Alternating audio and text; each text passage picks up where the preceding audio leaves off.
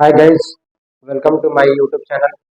आज आप लोग को हम क्लास 10th के प्रोज के थर्ड चैप्टर के बारे में लॉन्ग क्वेश्चन आंसर के बारे में इस वीडियो में हम आप लोग को बताएंगे, जो कि आप लोग का जानते हैं प्रोज का जो थर्ड चैप्टर है क्लास 10th का।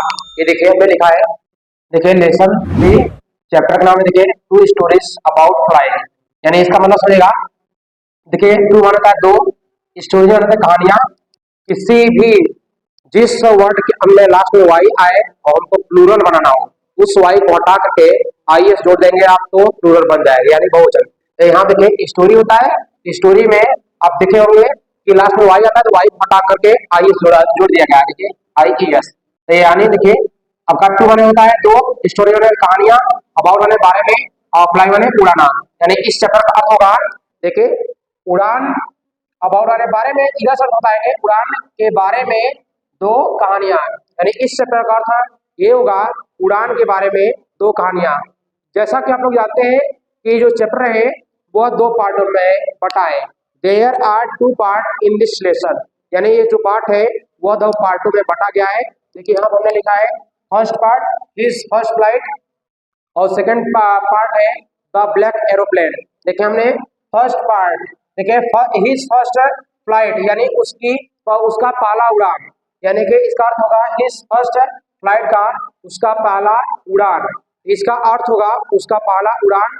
इसमें दो पार्ट दिया है, तो पहले हम आप लोग को इसी पार्ट का एक आंसर बताएंगे, जो कि यहाँ देखिए लिखा गया ना ऑल इन वन।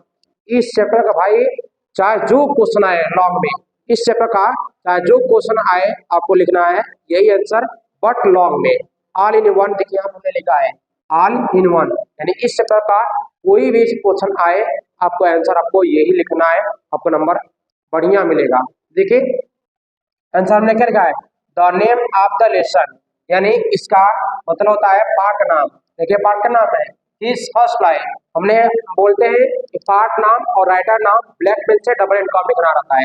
यहाँ देखिए हमने ब्लैक मार्कर यूज किया है, हिज फर्स्ट फ्लाइट यानी इसका उसका पहली उड़ान।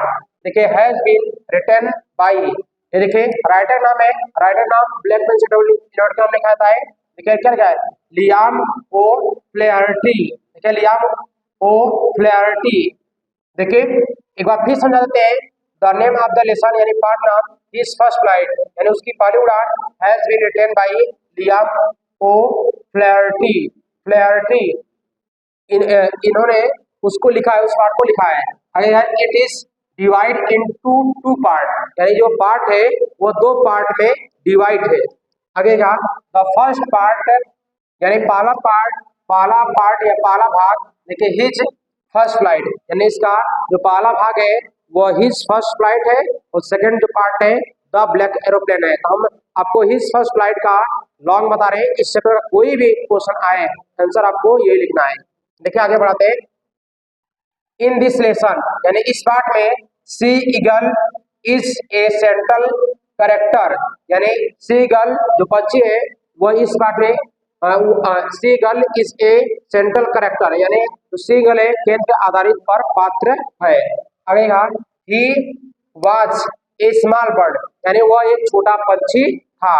आगे कहा he was afraid to fly, यानी वह उड़ने से डरता था, उड़ने से डरता था। हिज पेरेंट्स उसके माता पिता मोटिवेट हिम टू फ्लाई, वह उड़ने से डरता था, उसके माता पिता उसे मोटिवेट किए। आगे कहा इसके बाद देखिए आप लोग ब्लैक पेन से लिखा जो हमने लिखा है, देखिए फर्स्ट सेकंड थर्ड ये आप लोग को पूरा ब्लैक पेन से लिखना है, मैंने ब्लैक मार्कर से लिखा है। आगे आप ब्लैक मार्कर का अगर लिखा होगा तो आप लोग को ब्लैक से लिखना पड़ेगा पेन से, और ब्लू से लिखा तो ब्लू से। देखिए ही वाज ए आयरिश राइटर, यानी जो लेखक है वह आयरिश भाषा क्या है लेखक थे। आगे यहाँ he was a novelist writer, यानी नोबलिस्ट माना है उपन्यास, देखिए वो उपन्यासकार थे। आगे यहाँ the young seagull was afraid to fly, यानी जो नवयुवक पंछी था सीगल था वह उड़ने से डरता था। आगे देखिए बढ़ते हैं, इसके बाद एक लाइन छोड़ेगा, उसके बाद आप लोग लिखिए but he is not ready to fly, किंतु देखिए किंतु वह उड़ने के लिए तैयार नहीं था, किंतु वह उड़ने के लिए तैयार नहीं था। कौन, सीगल। आगे कहा ही इज हंग्री, वह भूखा है एंड ही वांट्स फूड, वह भोजन चाहता है। आगे हाँ, in the last the young seagull has to fly due to hungry.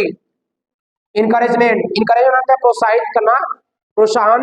And self determination, determination आत्मनिर्णय।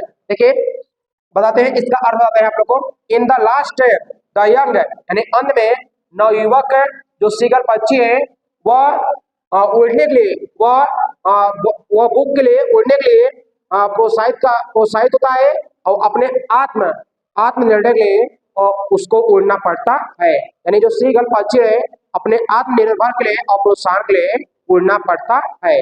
आगे का इसके बाद आप लोग नोट हेडिंग डालेंगे यहाँ पर। देखिए हमने फर्स्ट सेकंड थर्ड डाला है, ये आप लोग ब्लैक पेन से लिखिएगा। उसके बाद देखिए क्या लिखा है, life is full of serow.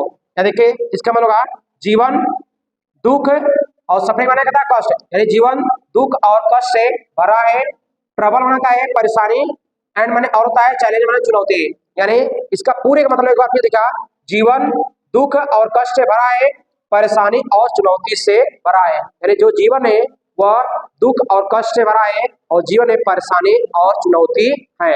आगे का सेकंड में लिखा गया है, seagull felt that his wings would never support him to fly. यानी सीगल महसूस करता है कि उसके पंख सपोर्ट नहीं करेंगे, यानी उसके पंख सहायता नहीं, उसके पंख उड़ने में सहायता नहीं करेंगे।